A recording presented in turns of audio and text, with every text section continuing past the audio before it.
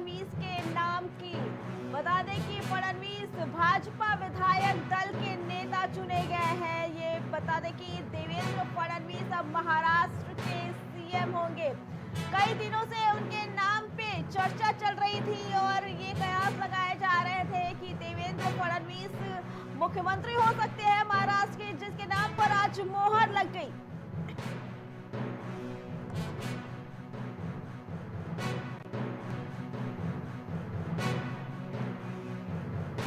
बता दें देवेंद्र फडणवीस होंगे महाराष्ट्र के नए सीएम। ये बड़ी अपडेट, देवेंद्र फडणवीस के नाम पर बनी सहमति। कई दिनों से देवेंद्र फडणवीस के नामों की चर्चा चल रही थी, लेकिन वही अब उनके नाम पर मोहर लग गई है। बता दें फडणवीस भाजपा विधायक दल के नेता चुने गए हैं। देवेंद्र फडणवीस अब मुख्यमंत्री बनेंगे महाराष्ट्र के। कई दिनों के मंथन के बाद अब उनके नाम पर सहमति बन गई है।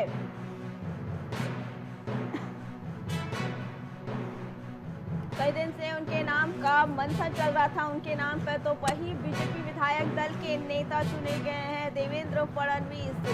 बता दें ये बड़ा दिन महाराष्ट्र के लिए, क्योंकि कई दिनों से सीएम के नाम की घोषणा की चर्चा हो रही थी, लेकिन नाम पे मोहर नहीं लग पा रही थी। लेकिन देवेंद्र फडणवीस के नाम का सबसे ज्यादा चर्चा में था। ये माना जा रहा था कि उनको बनाया जा सकता है, लेकिन वही बैठक के बाद अब ये तय हुआ, उनके नाम पर मोहर लगा दी गई कि अब महाराष्ट्र का अगला सीएम देवेंद्र फडणवीस होगा, जो भाजपा विधायक दल के नेता चुने गए हैं। ये बड़ी अपडेट महाराष्ट्र के लिए।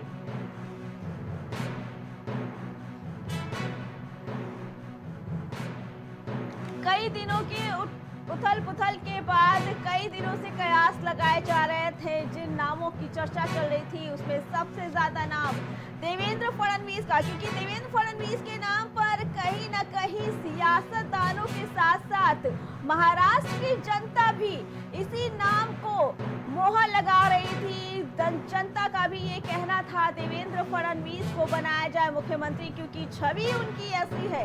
काफी काम किया है देवेंद्र फडणवीस ने, जनता के बीच जाकर जनता से मिलते थे, उनके हालचाल जानते थे, उनकी शिकायतों को सुनते थे, परेशानियों को सुनते थे, उनका निवारण करते थे। एक लोकप्रिय नेता बने थे देवेंद्र फडणवीस और आज उनके नाम पर आखिरी मोहर लग गई कि अब महाराष्ट्र के सीएम बनेंगे देवेंद्र फडणवीस। उनके नाम के मोहर लगा दी गई है। बैठक में आपसी सहमति से देवेंद्र फडणवीस के नाम पर मोहर लगी। महाराष्ट्र के सीएम बनने को लेकर तो बता दें कि देवेंद्र फडणवीस भाजपा विधायक दल के नेता भी चुने गए हैं। ये अपडेट आपको बता रहे हैं सबसे पहले प्राइम टीवी के जरिए कि देवेंद्र फडणवीस के नाम पर मोहर लग गई है। बता दें कि आज महाराष्ट्र के लिए सीएम पद के नामों में देवेंद्र फडणवीस के नाम पर मोहर लगी है। सभी की सहमति से देवेंद्र फडणवीस के नाम सीएम की कुर्सी गई है। महाराष्ट्र की पार्टी नेताओं के साथ साथ महाराष्ट्र की जनता का भी ये कहना था, महाराष्ट्र की जनता की मांग थी कि इस बार महाराष्ट्र का सीएम देवेंद्र फडणवीस को बनाया जाए और आज उसके नाम पर मोहर लगती दिख रही।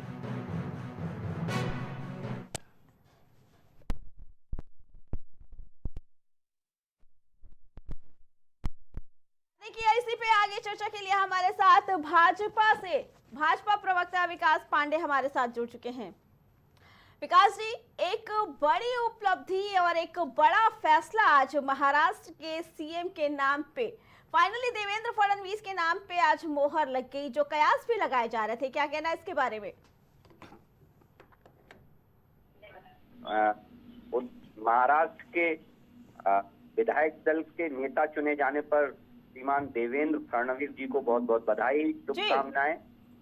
और मुझे लगता है जिस तरीके से महाराष्ट्र की राजनीति ने नरेंद्र मोदी जी के नेतृत्व पर भरोसा जताते हुए, केंद्र की सरकार पर भरोसा जताते हुए, महाराष्ट्र की महायुति सरकार पर विश्वास दिखाते हुए जिस तरीके से महायुति को बम्पर सफलता दी, उसके पीछे कहीं ना कहीं देवेंद्र फडणवीस, शिंदे जी और पवार जी, अजीत पवार जी की अथक मेहनत का प्रतिफल था।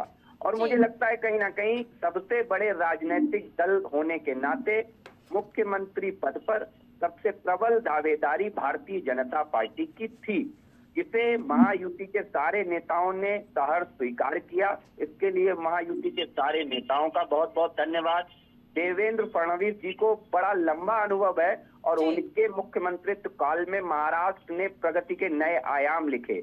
और मुझे लगता है कि ये आने वाले मुख्यमंत्रित्व काल में महाराष्ट्र विकसित भारत में अपना बहुमूल्य योगदान देने के लिए तैयार खड़ा है। जी विकास जी, और कहीं ना कहीं देवेंद्र फडणवीस के नाम की चर्चा भी तेज थी, क्योंकि जहां पार्टी के नेताओं की मांग थी वहीं जनता की भी यही मांग थी कि उनके सीएम बनाया जाए। लेकिन फिर ऐसी क्या वजह थी कि सीएम चुनने में इतना लेट हुआ?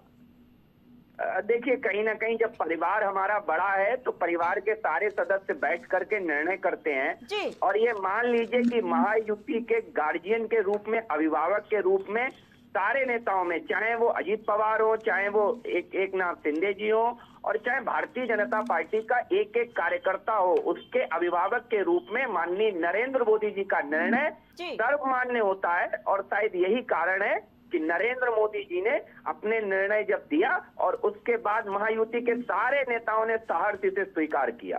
जी विकास जी, क्या लगता है कि देवेंद्र फडणवीस की जनता के बीच जो लोकप्रियता है मुख्यमंत्री बनने के बाद भी वैसी ही बनी रहेगी, क्योंकि काफी काम करना होगा अब महाराष्ट्र में भाजपा को?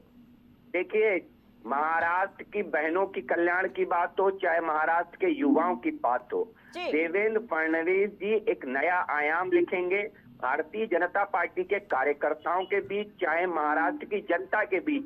देवा भाऊ के नाम से मशहूर देवेंद्र फडणवीस जी जनता से जुड़े हुए नेता हैं। जनता की भलाई के लिए क्या क्या काम करना है उन्हें वो बहुत अच्छे से जानते हैं। जी बिल्कुल। जी विकास जी, आपका बहुत बहुत धन्यवाद। तो ये बड़ी अपडेट आपको दिखा रहे थे महाराष्ट्र से, जहां देवेंद्र फडणवीस के नाम की चर्चा चल रही थी और आज उनके नाम पर मोहर लग गई। इसी पे आगे जानकारी देने के लिए हमारे साथ हमारे सहयोगी शहबाज जुड़ चुके हैं। शहबाज, पहले से कयास लगाया जा रहा था कि देवेंद्र फडणवीस बन सकते हैं सीएम, लेकिन लेट हो रहा था, लेकिन फाइनली अब उनके नाम पर मोहर लग गई। क्या कहना है इसके बारे में? देखिए अर्चना, कई दिनों से महायुति की जो है बैठकें चल रही थी और दिल्ली और महाराष्ट्र के बीच संपर्क साधा जा रहा था। लगातार बड़े नेताओं को जो है दिल्ली बुलाया जा रहा था और इस बीच अजीत पवार भी दिल्ली गए हैं और देवेंद्र फडणवीस ने भी कई बार दिल्ली का दौरा किया था।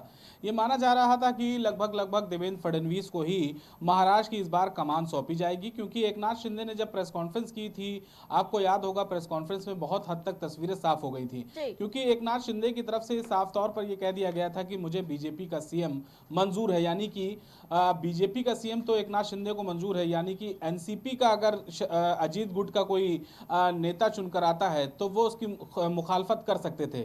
इसीलिए भारतीय जनता पार्टी ने सामंजस्य बैठाने के लिए अपनी ही पार्टी का नेता चुना और उसको विधायक दल का नेता भी चुना गया और देवेंद्र फडणवीस को एक बार फिर से महाराष्ट्र की कमान सौंपी गई है।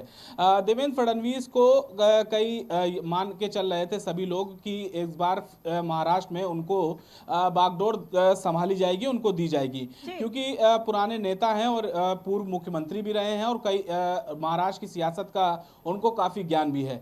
और अगर बात करी जाए इस बार के चुनाव की, तो इस बार सबसे बड़ी पार्टी बनकर उभरी है भारतीय जनता पार्टी और 100 से ऊपर सीटें लेकर सभी को आश्चर्यचकित भी किया है। और आपको बताएं अर्चना कि कहीं ना कहीं इस बार महायुति के ऊपर एक सबसे बड़ा जो प्रेशर था वो कहीं ना कहीं भाजपा के ऊपर ही था, क्योंकि भाजपा को ये लग रहा था कि इस बार के विधानसभा चुनाव में हो सकता है कि शिवसेना शिंदे गुट और एनसीपी अजीत गुट कहीं ना कहीं नुकसान में ना चली जाए। ऐसे में भाजपा पर खुद को ज्यादा सीटें लाने का एक प्रेशर था और भाजपा ने इसके लिए मेहनत भी करी थी। महाराष्ट्र में जिस तरीके से आरएसएस ने भी काम किया है बीजेपी के साथ मिलकर और तमाम तरीके की शाखाएं चलाई गई और जगह जगह जाकर जो है इसके लिए लामबंद भारतीय जनता पार्टी हुई है। उसने लाडली योजना का भी पुरजोर तरीके से प्रचार प्रसार किया था, जिसका नतीजा रहा कि भारतीय जनता पार्टी जो है राज्य में एक बड़ी पार्टी बनकर उभरी है और अब देवेंद्र फडणवीस के हाथ में एक बार फिर से कमान है।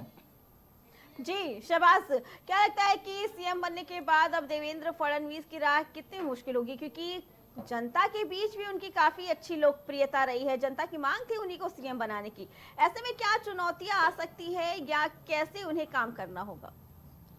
देखिए, चुनौतियां महाराष्ट्र में कई हैं और महाराष्ट्र एक बहुत बड़ा राज्य है और जी। आर्थिक राजधानी देश की कही जाती है। तो कहीं ना कहीं किसी भी नेता के ऊपर एक बहुत बड़ा प्रेशर रहता है, जितना बड़ा राज्य उतना बड़ा प्रेशर। और अगर प्रेशर की बात करें तो महायुति कहीं ना कहीं उनके साथ नजर आ रही है और एकनाथ शिंदे और अजीत पवार को डिप्टी सीएम पद का जो है डिप्टी सीएम पद सौंपा गया है। कहीं ना कहीं सबको साथ लेकर चलने की जो बात भाजपा ने करी थी उस जी। पे कहीं ना कहीं वो खरी उतरती नजर आ रही थी, क्योंकि जिस दिन महाराष्ट्र के रिजल्ट आए थे उसी दिन भाजपा ने साफ कर दिया था कि हम हर एक छोटे दल को साथ लेकर चलेंगे। आपको याद होगा जब महायुति की गठबंधन की सरकार बनी थी जी। उस दिन एक प्रेस कॉन्फ्रेंस करते हैं जिसमें देवेंद्र फडणवीस, एकनाथ शिंदे, अजीत पवार मौजूद रहते हैं और उसमें देवेंद्र फडणवीस बोलते हैं कि हम जो है सबको साथ लेकर चलेंगे, एकनाथ शिंदे को साथ लेकर चलेंगे, अजीत पवार को साथ लेकर चलेंगे। वहीं उसी बगल बैठे थे रामदास अठावले, तो उन्होंने उनका भी नाम जिक्र करने में मतलब चूके नहीं और उनका रामदास अठावले का भी उन्होंने नाम लिया और हंसते हुए अंदाज में, अपने अंदाज में देवेंद्र फडणवीस जैसे कि जाने जाते हैं उस अंदाज में उन्होंने रामदास अठावले का नाम लिया और कहा कि हम इनकी भी राय जानेंगे कि आखिर इनकी राय क्या है। मतलब मैसेज साफ था कि कहीं ना कहीं महायुति में जो भी फैसला लिया जाएगा वो सबके फैसले के आधार पर ही लिया जाएगा, जिस पर सबकी रजामंदी होगी उस आधार पर फैसला लिया जाएगा। बहुत हद तक कयास लगाया जा रहा था अर्चना कि देवेंद्र फडणवीस को कमान सौंपी जाएगी। जिस दिन रिजल्ट आए थे उसी दिन से ये लगाया जा रहा था अंदाजा कि इस बार भाजपा का ही सीएम होगा, क्योंकि भाजपा इस बार बहुमत में नजर आ रही है, सबसे ज्यादा सीटें राज्य में थी, तो ये तो कंफर्म था कि भाजपा का ही सीएम होगा। चेहरा कौन होगा, लेकिन जैसा पहले ही दिन से ये कयास लगाए जा रहे थे कि देवेंद्र फडणवीस सीएम पद के लिए चुने जा सकते हैं, लेकिन फिर वजह क्या थी कि इतना लेट किया गया सीएम पद के नाम पे मुहर लगने के लिए? और ये भी खबरें आ रही थी कि शिंदे कहीं ना कहीं नाराज नजर आ रहे हैं। बिल्कुल यही वजह थी अर्चना कि आप आपस के लोग कहीं नाराज ना हो जाएं, कहीं इधर उधर ना जाएं। आपने देखा भाजपा कभी भी अपने सहयोगी दलों को इधर उधर भटकने नहीं देती। वहीं अगर विपक्ष की बात करें तो विपक्ष ऐसा करने में नाकाम साबित होती है और यही भाजपा की सबसे बड़ी जीत है। भाजपा अपने जो भी सहयोगी हैं उनको साथ लेकर ही चलती है। एकनाथ शिंदे को मनाने में भाजपा ने कोई कोर कसर नहीं छोड़ी। लगातार एकनाथ शिंदे से संपर्क में थे, दिल्ली का शीर्ष नेतृत्व उनसे लगातार बातचीत कर रहा था।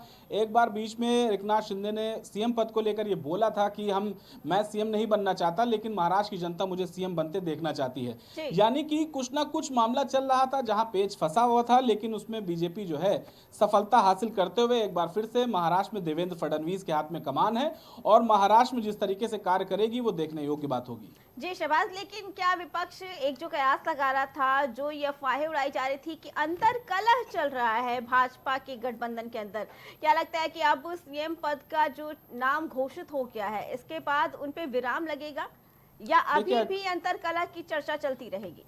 देखिए, अब इन सारी अटकलों पर विराम लग चुका है अर्चना। एक बार फिर से बीजेपी का सीएम है, राज्य में ऐलान किया जा चुका है।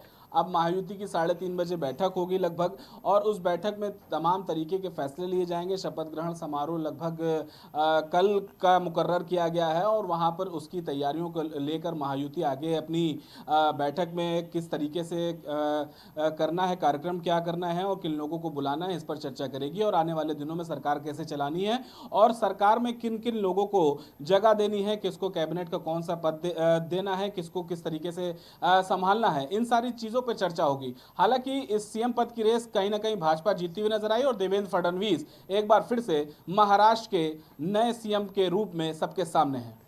जी शहबाज साहब का बहुत बहुत धन्यवाद। तो आज का दिन महाराष्ट्र के लिए बहुत बड़ा, क्योंकि कई दिनों से सीएम पद के नाम की चर्चा चल रही थी लेकिन मोहर नहीं लग पा रही थी। विपक्ष की तरफ से बराबर आरोप लग रहे थे कि भाजपा के गठबंधन में अंतर कलह चल रही है, लेकिन आज सभी कयासों पे विराम देते हुए, सभी अटकलों पे विराम देते हुए भाजपा ने ये घोषित कर दिया कि देवेंद्र फडणवीस ही महाराष्ट्र के अगले मुख्यमंत्री होंगे।